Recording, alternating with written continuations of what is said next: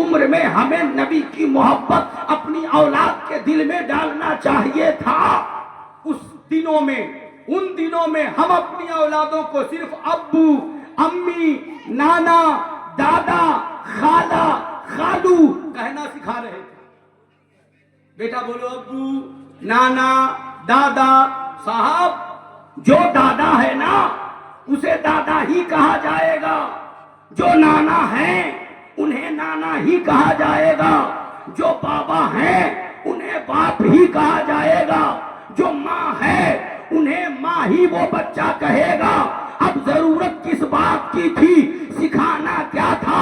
سکھانا یہ تھا کہ نبی کے صدقے اللہ نے زندگی دی، نبی کے صدقے اللہ نے مکان دیا، نبی کے صدقے اللہ نے جسم میں کپڑا دیا، نبی کے صدقے اللہ ہمیں رزق دیتا ہے۔ ہمیں یہ سکھانا تھا تاکہ جب بچہ بڑا ہو جائے ہم سے نبی کی سیرت پوچھے تو ہم نبی کی زندگی کا ایک گوشہ جب بیان کریں گے تو آج ایک بوڑھی ماں بازار جا کر کے ہاتھ میں وزنی تھیلا لے کر کے آتی ہوئی مکان پہ نظر نہیں آئے گی صاحب، اس کا بیٹا بائک پہ رائڈنگ کر رہا ہے، ماں 4 جگہ پر بیٹھ کر وزنی تھیلے کو گھر لاتی ہے۔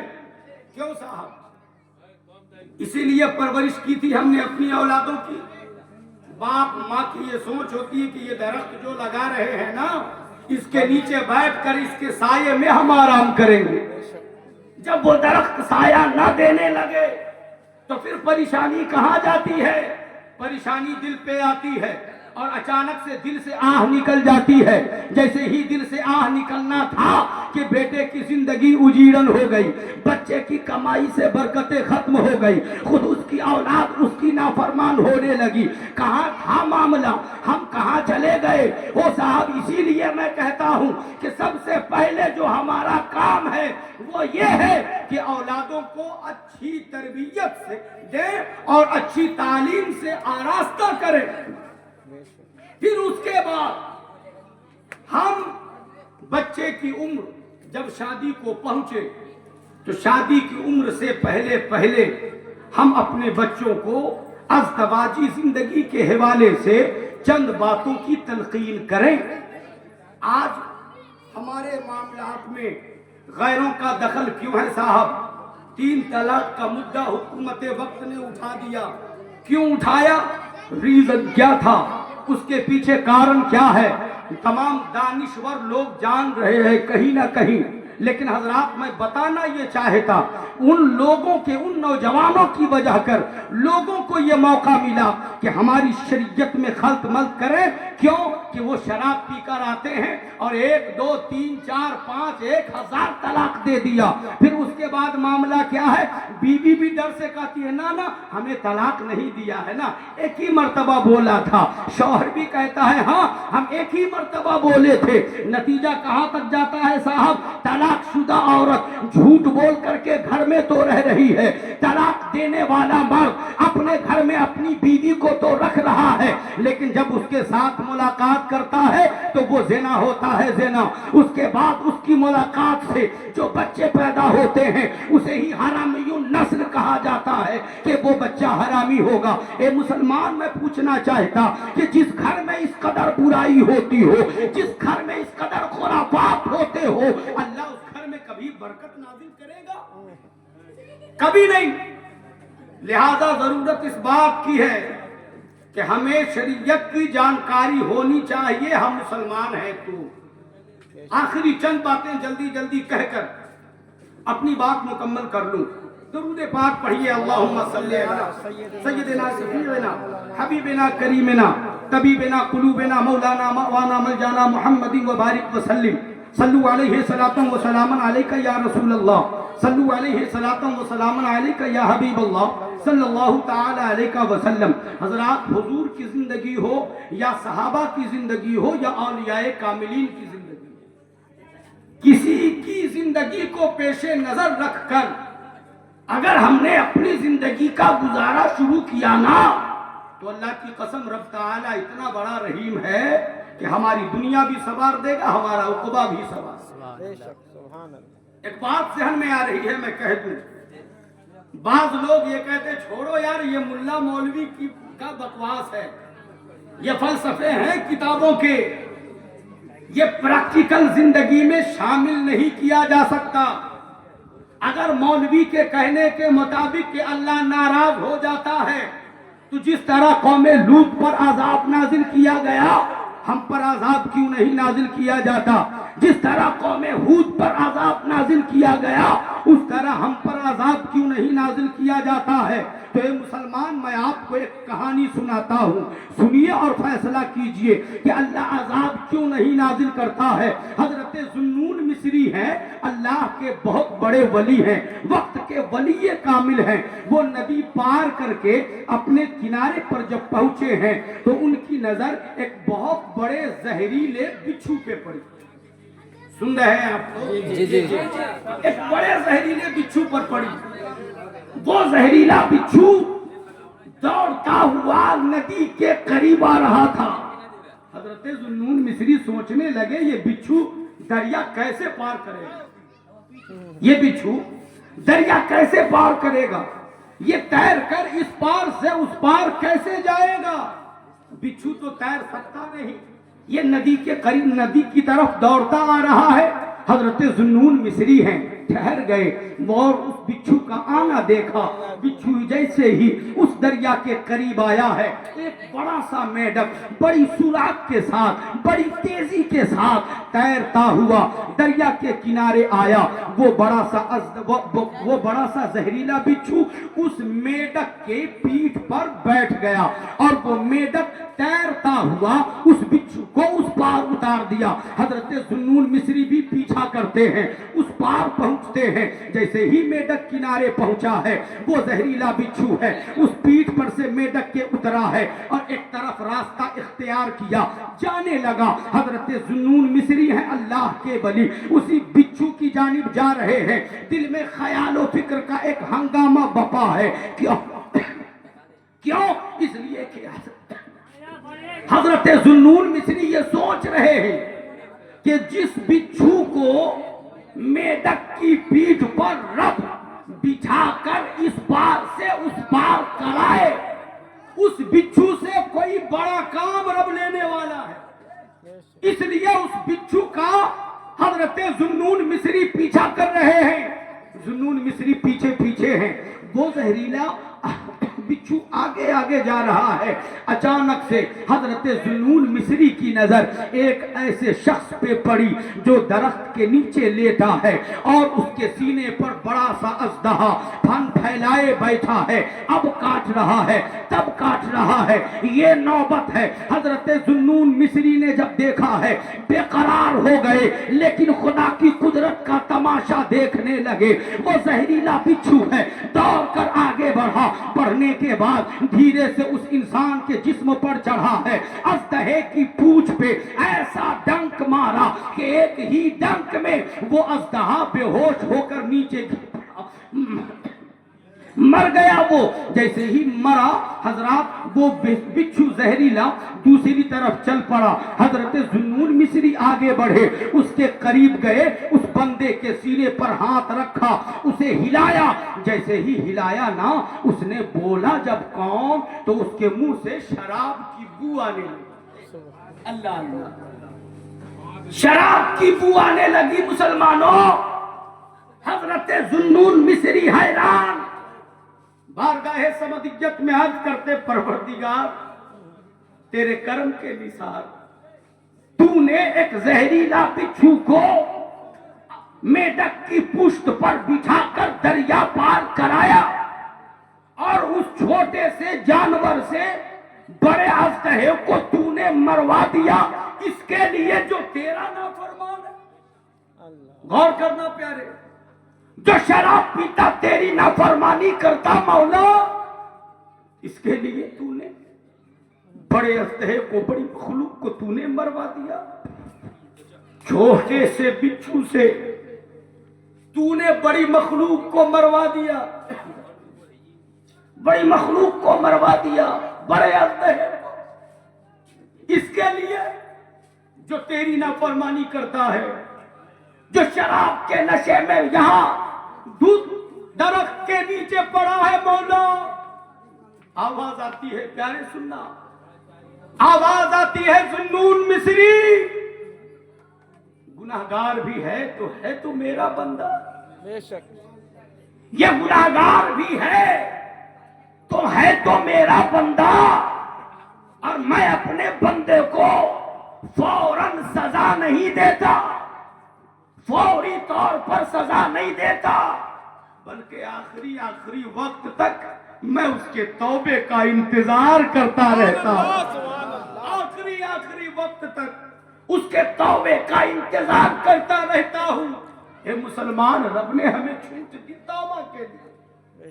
ہم نے سوچ کیا لیا کہ اگر مولوی کا کہنا سچ ہے تو عذاب کیوں نہیں آ جاتا.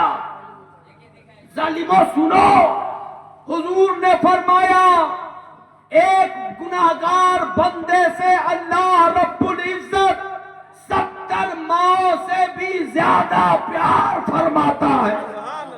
وہ کیسے ہمیں ایک بار میں سزا دے دے, وہ کیسے ہمیں ایک ہی بار میں مار دے. ہمیں تو موقع دیتا ہے صاحب کہ سدھر جا میرے بندے, سدھر جاؤ, میری رحمت کے سائے میں آ جاؤ.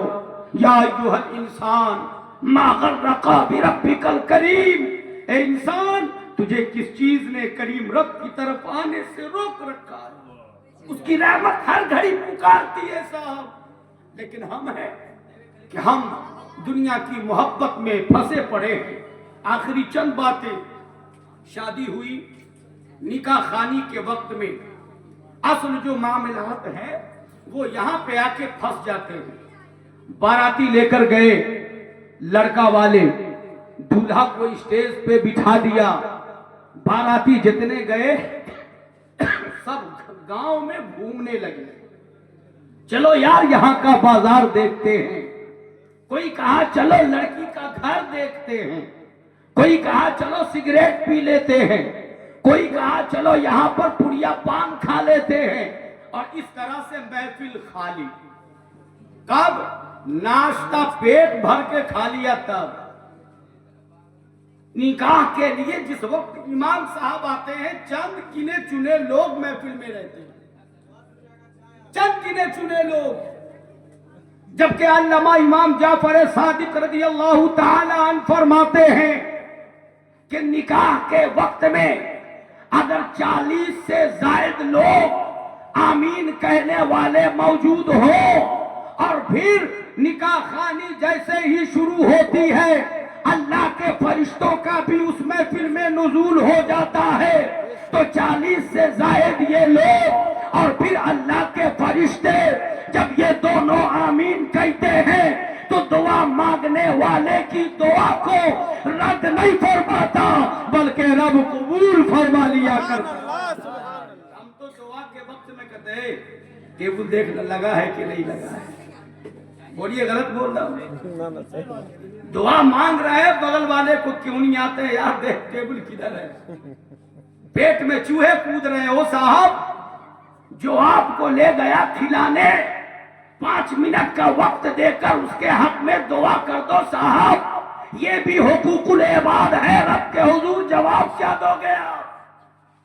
ہم تو اس بات سے بے فکر ہو گئے کہ ہمیں اللہ کے حضور جواب بھی دینا ہے. ہم اس بات سے ایک دم مطمئن ہے صاحب کہ ہمیں اللہ کے حضور جواب نہیں دینا, یہ مولویوں کا ڈھکوسلا ہے. لیکن میں ایک بات کہہ دوں صاحب, ہم تو منوا نہیں سکتے اور منوانا مولویوں کا کام بھی نہیں ہے. بس مر کے دیکھیے تو پتہ چلے, ہے نا, مر کے دیکھیے تو پتہ چلے. آخری بات دولہے میاں کے لیے,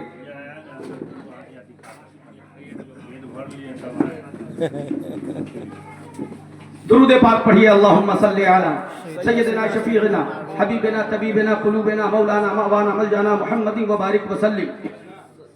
صلو علیہ صلاۃ و سلام علیکہ یا رسول اللہ صلی اللہ علیہ وسلم. آخری بات دولہے کے لیے, اور دولہا ہی نہیں بلکہ حضرات تمام ان نوجوانوں کے لیے جو شادی کی عمر کو پہنچ چکے. میں ماں باپ سے گزارش کروں گا کہ اب بھی وقت ہے, اپنی سیرت کو, اپنے کردار کو, اپنے کیریکٹر کو بدل لیجئے. نبی کونین صلی اللہ تعالی علیہ وسلم کے فرامین پر عمل کرنے لگ جائیے. تاکہ آپ کی اولاد آپ کو دیکھ کر اچھا سیکھ لے کچھ، اور پھر زندگی اس کی برباد نہ ہو اور عقبہ بھی اس کا خراب نہ ہو۔ دولہے کا معاملہ کیا ہے؟ نوجوان شادی کی پہلی رات ہے جسے عرف عام میں سہاگ رات کہا جاتا۔ یہ لفظ، یہ نام جیسے ہی آتا ہے نا، نوجوان شرما کر کے منہ چھپا لیتا ہے، مولوی میت پہ یہ کیا کہہ رہا ہے؟ لیکن پیارے، میں جو بتانے لگا ہوں اسے آپ سننے کی کوشش کیجئے۔ وہ عیش و طرب کی رات نہیں جسے سہاگ رات کہا جاتا ہے، وہ لہو و لعب کی رات نہیں جسے سہاگ رات کہا جاتا ہے۔ میں آپ کو ایک تھیوری دیتا ہوں، ایک طریقہ بتاتا ہوں، اس طریقے کو اپنا لینا، شاید تمہاری دنیا بھی رب تعالیٰ سوار دے، تمہارا عقبہ بھی رب تعالیٰ سوار دے۔ علامہ امام جعفر صادق رضی اللہ تعالی عنہ فرماتے ہیں کہ جب دولہا نکاح کر لے، دلہن کو اپنے گھر لے آئے، خلوت کے وقت میں جب اپنی دلہن کے پاس دولہا جاتا ہو تو پہلے اس بات کا خیال وہ رکھے کہ ہمارا جسم پاک ہے کہ نہیں۔ یہاں تو شرابیوں کی کمی نہیں مسلم سماج میں صاحب، ہر جگہ جیسے ہی بارات لے کر آیا نا، گھر کے کچھ رسومات ہیں جو شریعت میں اس کا کوئی عطا پتہ نہیں، وہ لوگ ادا کرتے ہیں، چلیے کیجیے۔ اس کے بعد لڑکا دوست یار کے ساتھ یہ بائک پہ نکلا، یہ بوتل وہ بوتل، یہ شراب لے شراب دے شراب، پی پی کر کے تباہ، اور وہاں سے رات میں ٹراتے ہوئے آتا ہے، ادھر ہلتے ادھر ہلتے۔ اس کو دیکھ کر کے کتے کو بھی غصہ آتا ہے صاحب، وہ بھی بھونکنے لگتا ہے۔ بات صحیح ہے، غلط نہیں کہہ رہا۔ شرابی کو دیکھ کر کتے کو بھی غصہ آتا ہے، وہ بھی بھونکتا ہے، کہاں سے آ گیا؟ ناپاکی حالت میں گھر جا رہے۔ ذرا غور تو کرو صاحب، تمہاری زندگی جو ازدواجی زندگی کا پہلا دن ہے، پہلی رات ہے، تمہیں کرنا کیا تھا؟ مصطفیٰ جان رحمت کی تعلیم کیا تھی؟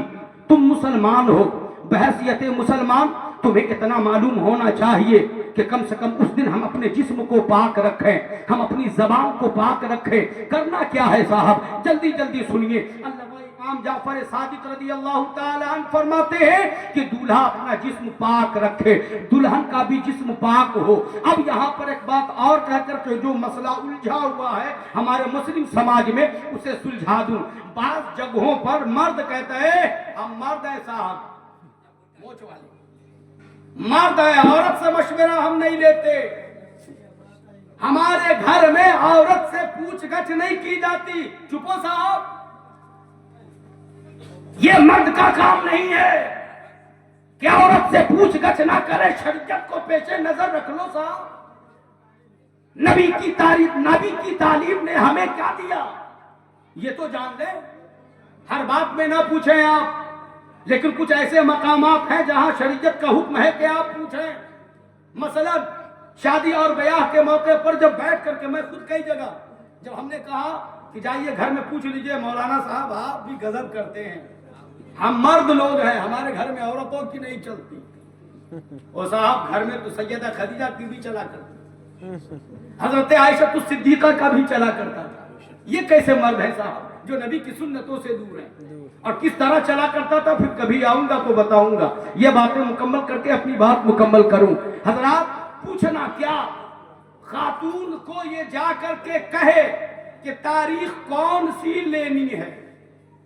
مرد کہتے ہیں امام صاحب کو بلائیے، امام صاحب جنتری دیکھیے، اور جنتری دیکھ کے کون دن نحس ہے اور کون سعد ہے یہ بتائیے۔ آپ ایمانداری سے سنیے صاحب، جنتری کھولیے، اور جنتری کھولنے کے بعد اس میں پہلے عقیدہ پڑھیے، جس میں سعد لکھا ہے، جس میں نحس لکھا ہے، وہ عیسائیوں کا طریقہ ہے، شیعہ کا عقیدہ ہے وہ۔ ہم اہل سنت والجماعت کے ماننے والے ہیں۔ میرے سرکار فرماتے ہیں تمہارے لیے جمعہ سے لے کر شنیچر تک تمام دن بہتر ہے، جو دن چاہو کار خیر کر لو، اللہ اس میں برکت عطا۔ سبحان اللہ، ہم ہیں کہ دن کے چکر میں پڑے۔ اور اسی دن کے چکر میں امام صاحب بھی بیچارے مجبور ہیں نا، نہیں بتائیں گے تو خیر نہیں ہے، تنخواہیں بند، جائیے آپ نہیں بتائیے گا تو جائیے بات ختم کیجیے، جب ہم ہی سب کچھ دیکھیں گے تو آپ کی ضرورت کیا ہے؟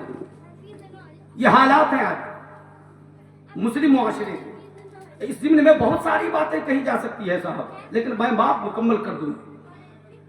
خاتون سے کہے کہ تاریخ بتاؤ، گھر کی جو ذمہ دار بوڑھی عمر دراز خاتون ہے ان سے کہے، اگر انہیں سمجھ میں نہ آوے تو ان سے کھل کر کے کہے کہ آپ جائیے اپنی پوتی یا اپنی بیٹی یا اپنے گھر کی جو لڑکی جس کی شادی ہونے والی ہے اس کے بارے میں پتہ کیجئے کہ کون سی تاریخ سے کون سی تاریخ تک اس کے ناپاکی کے دن رہتے ہیں۔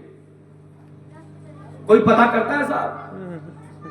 نہیں کرتا کوئی۔ اس کے نقصانات کتنے ہیں انشاءاللہ کبھی آؤں گا تو بتاؤں گا، آج نہیں۔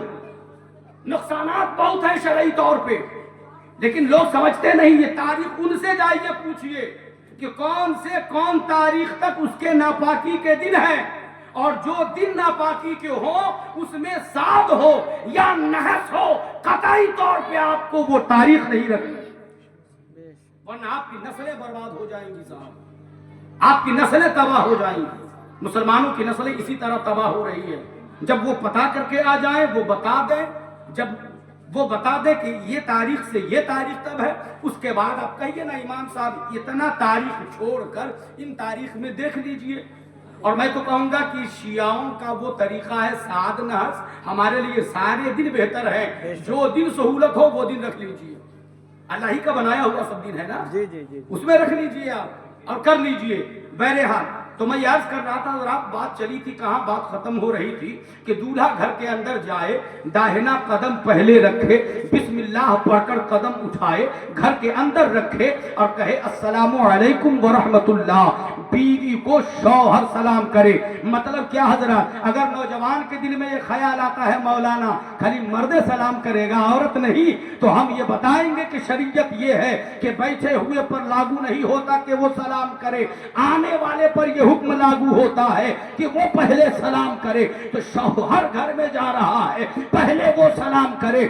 بیوی کے لیے دیندار کیوں حکم دیا میرے مصطفیٰ نے کہ دیندار جب ہوگی وہ تو کنیز فاطمہ نظر آئے گی، جب کنیز فاطمہ نظر آئے گی تو اس کا کردار یہ ہوگا کہ جیسے ہی شوہر گھر کے اندر قدم بسم اللہ کر کے رکھے گا، السلام علیکم ورحمت اللہ کہے گا، بیوی شرما کر کونے میں نہیں بیٹھے گی بلکہ بستر سے اتر کر کے نیچے آ کر کھڑی ہو جائے گی، اپنے شوہر کا استقبال کرتی نظر آئے گی، سلام کا جواب بھی دے گی، شوہر کا استقبال بھی کرے گی، اور پھر اس طرح سے دولہا گھر کے اندر جائے، دونوں میں بات چیت ہو، جان پہچان بڑھائے۔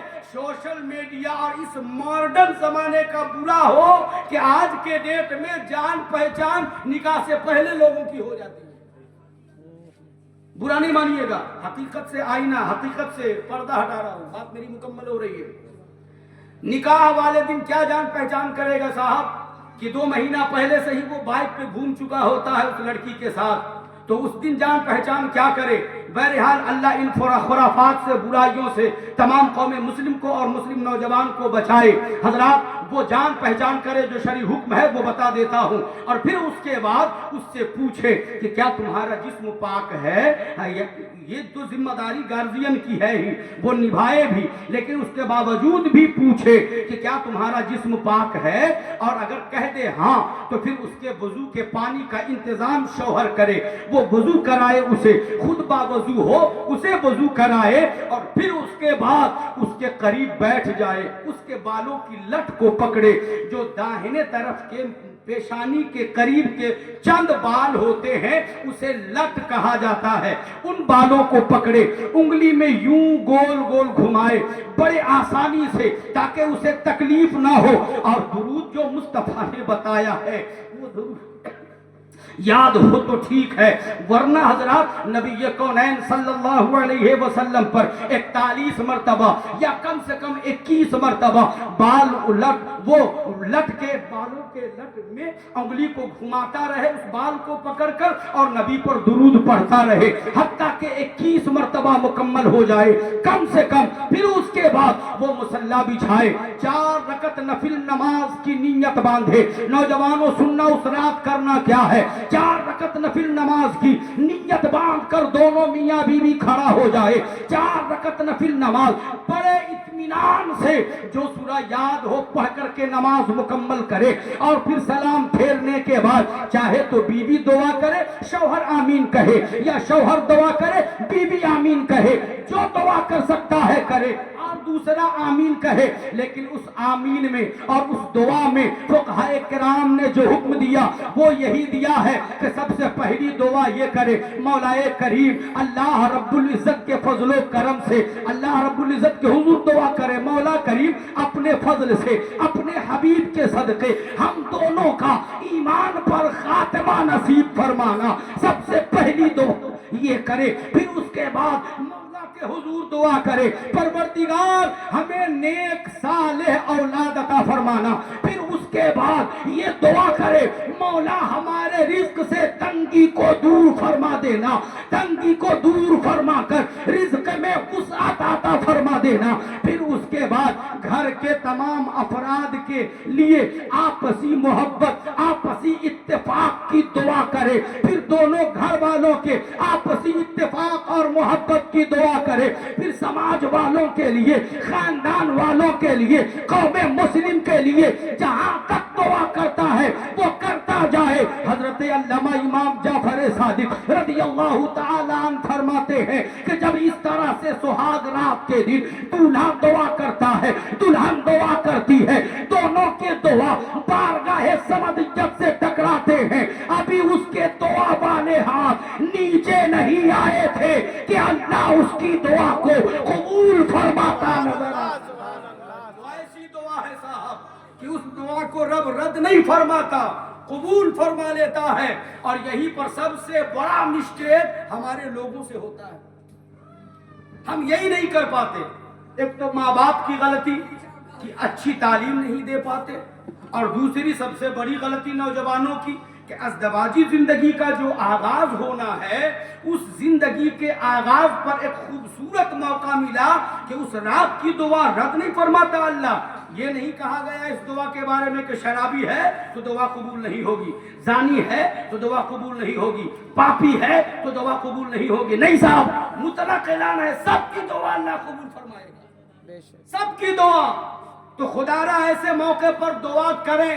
اور نوجوانوں آپ یاد رکھنا ان چیزوں کو، اور بزرگوں آپ اپنی اولادوں کو اچھی تعلیم پہلے دیں، تعلیم اسلام، پھر اس کے بعد دنیا کی تمام تعلیم دیں، تاکہ وہ آپ کا بیٹا اس کی زندگی بھی، دنیا بھی سنور جائے، اس کا عقبہ بھی سنور جائے، اور جانے جب لگے تو وہ یہ کہنے کے قابل ہو جائے، آقا کی بارگاہ میں عرض کرے، دنیا میں مجھے تو نے گھر اپنا بنایا ہے، محشر میں بھی کہہ دینا آقا، محشر میں بھی کہہ دینا کیا یہ ہے میرا دیوانہ، محشر میں بھی کہہ دینا یکون فقراء